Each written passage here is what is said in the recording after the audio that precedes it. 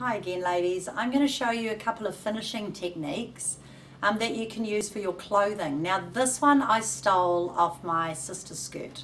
I thought it would look really good. So what we have in the shop is we sell this lovely fine bridal tulle, and I've just dropped my satin ribbon, and we have it in lots and lots of colours, and we also sell the lovely satin bias binding, and we have that in lots of colours. So I'm using a contrast colour and a contrast thread so you can see what I'm sewing today. Now on bias binding, you probably haven't noticed, but one side of your fold will be wider than the other. So I'm going to open the widest piece of my fold and I'm going to sew it onto the wrong side of my netting. So I'm going to use this for a hem of a top or for a ruffle of a skirt. And the idea of this one was it was a ruffle for a skirt. So I'm just going to show you. I'm putting the raw edges together. So I've opened up my bias on the wider side. I'm using a straight stitch with a bright colour so you'll be able to see my stitching. And you just follow down the fold of your bias. Put your needle stop down, function on.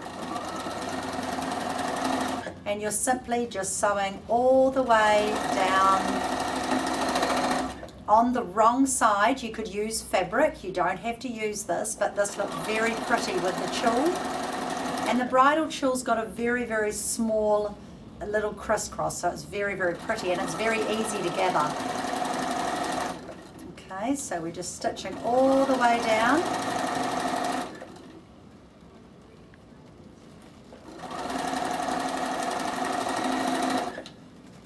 And then we're going to turn over and top stitch, and yes, you guessed it, we're going to use the number 10 foot because it is the best foot ever invented. So I'm getting to the end here, and I would normally just back stitch.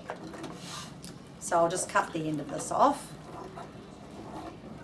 Now I'm going to put my number 10 edge stitch foot, remembering the edge stitch foot is the one with the guide, so I can guide my edge of my fabric or bias along that guide. So it does look a little bit like your number 5 foot, which is your blind hemming foot, but it isn't, because the center of your foot has been cut out, so you can use it for edge stitching either side. So pop on your edge stitch foot once again. I don't think there's a day sewing that I do without it. Now, you have got your raw edge of your fabric here, you've got your bias here, so you simply just roll your bias over to the right side. Okay, so I'll show you again. You've got your bias there, you simply just roll your bias over to the right side. If you're using fabric, you might like to press this. I don't press it when I'm using this tulle because I don't want to put too much heat in it. But what I do definitely do is I do put a couple of pins every so often. So just fold your work, pop a pin in there, come down, fold your bias over and pop a pin in it. Okay? And I've run out of pins, so that's all she wrote. So this time my guide is going to be on the left hand side of my bias.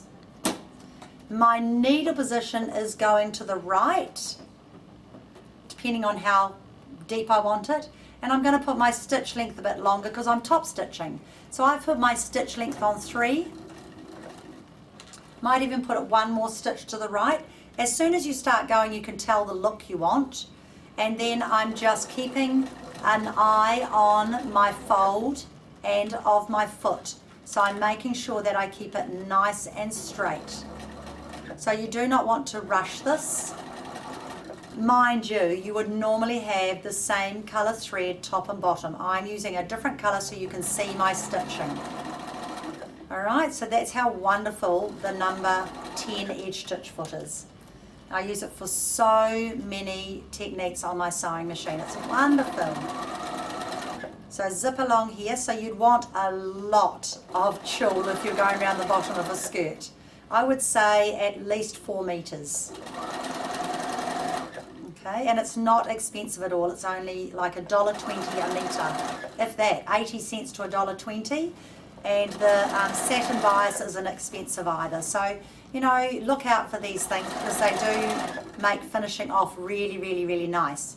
The other thing you could use for doing this method is you could use this method for making a fascinator for a hat, which I'll show you in a minute. Because we have wonderful bridal tulle with spots on it. You don't just have to buy the plain one.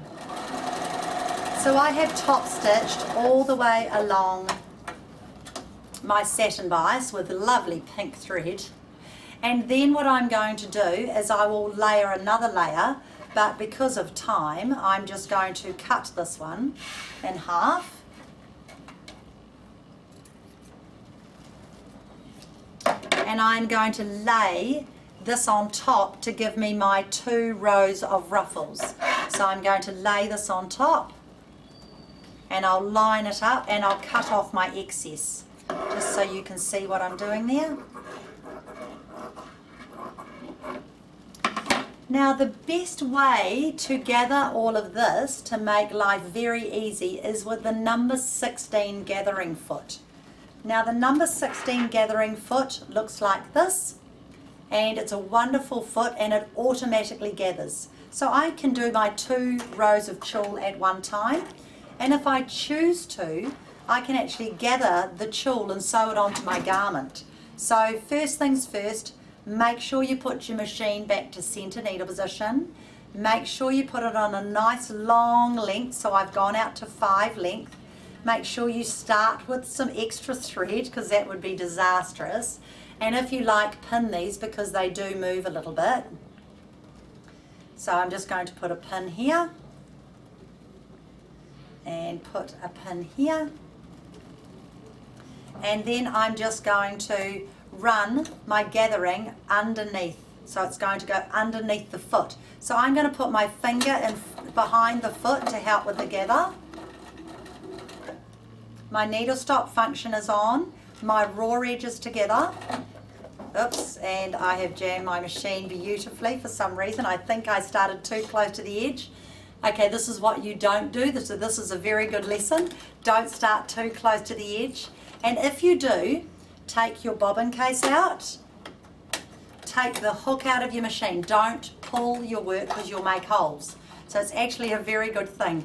Take your hook out and then your work will come out. Okay, so don't persevere with it, don't just yank it, make sure you take your hook out and your bobbin out. So I'm just going to pop my hook back in. I like showing you girls what not to do, it's actually a good lesson. So put your hook back in, make sure it's all closed up and everything's in nice and tight. Put your bobbin case back in, and then next time don't start right on the edge.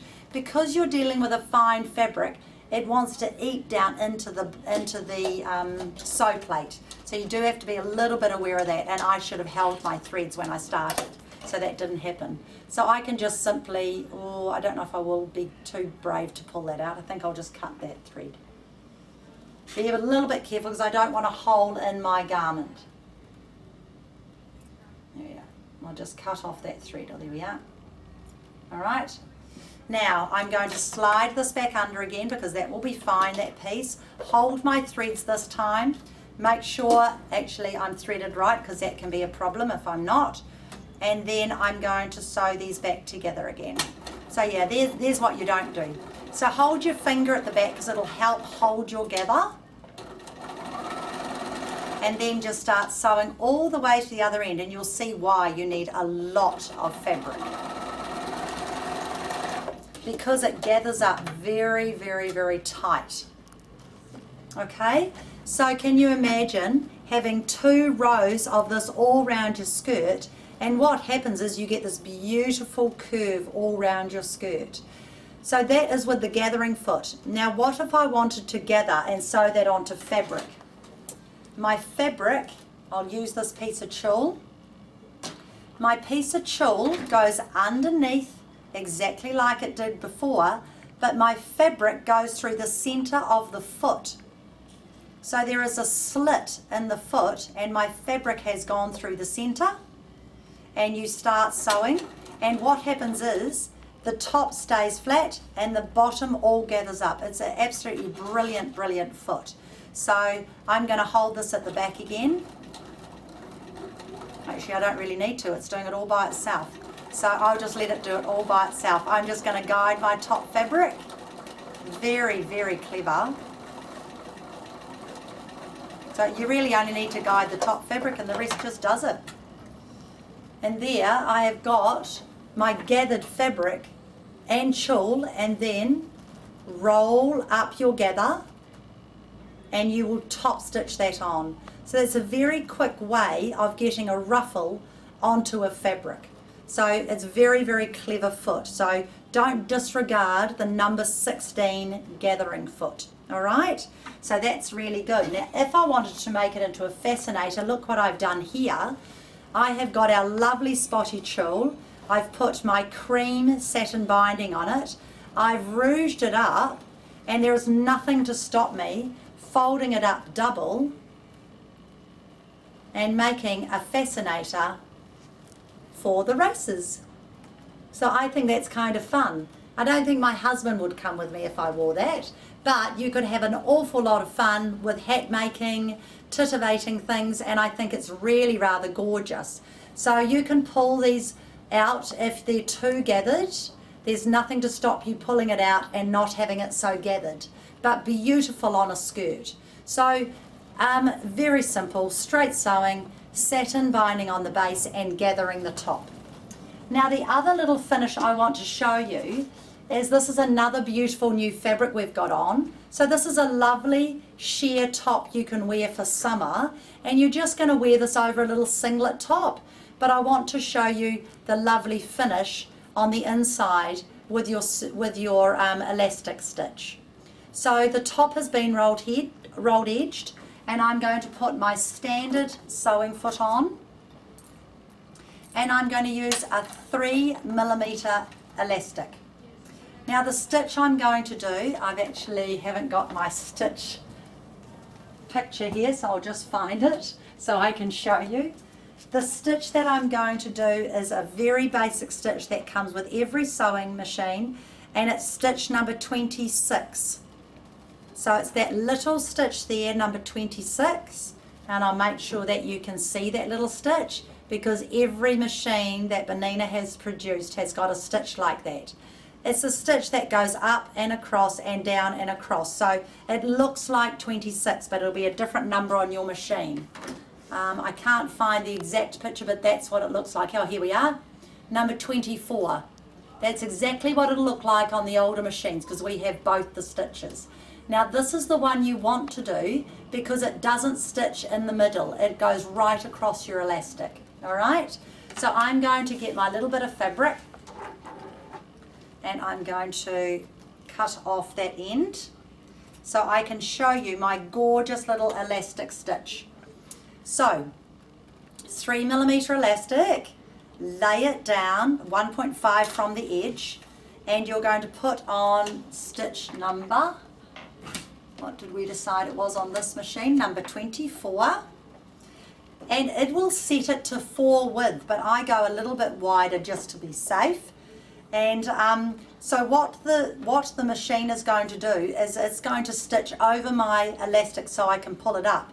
But before I start, I want to secure it, so I put on my running zigzag, so it's going to stitch through my elastic and hold it, so you don't have to worry. Then number 24, you don't stretch your elastic, you simply just sew over it. Remember, I made it a little bit wider just to make sure that I sewed nice and straight. This is a very, very quick way of doing a neckband, I can tell you. It's great.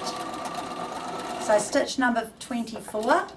Then you take your work out and you can see very clearly that the zigzag stitch has gone right across my elastic. It's done 1 or 2 stitches down the side. It's gone all the way across my elastic, 2 stitches, and stitched it all. And then I simply just pull this up. And there I have my lovely gathered edge. All right, so that is how we've done the neck of this gorgeous little blouse for summer. And we have this fabric in if anyone's interested. Lovely sheer top, nice and light to wear for summer. And then with the elastic method, with the bias binding, we've just done the bias binding and threaded it through. And how cute is this little dress? Now this little dress is a new quick sew pattern. and it's quick sew pattern K3935. It has a gorgeous little top and it has a little pair of girls' leggings. So it's a very sweet little dress, and it's all just done with bias and elastic. And the last little top that we've made is going back to the peasant blouse. Now, we made one of these the other day and it's sold within 24 hours. We've got beautiful embroidery anglaise fabrics in for sale now, and this is one of our embroidery anglaise. You can see it's got a beautiful hem on it, and I must say that there's quite a few colours we can't get in New Zealand. So as I'm off shopping again, I'll make sure we get other colours for you. But we do have pink and teal and white and black, believe it or not, and cream. So we do have some good colour ranges. So that's what's available. So the main thing to tell you today, ladies, is have fun with your sewing. Now know we're going to be getting in beautiful new fabrics, and this is another range we've just got in, is all these beautiful spots.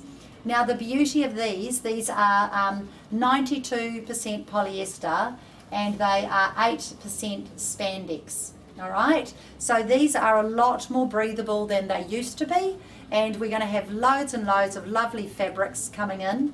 And we've also got beautiful 100% cotton fabrics. So hopefully we'll cater to the market. This fabric is our new chambray fabric. It's very good for children's clothes. It just wears and wears and wears. Very good for shirts and blouses. So make sure you come in and have a look, and we'd love to see you. So ladies, have a really, really good month, and we will see you next month. Happy sewing.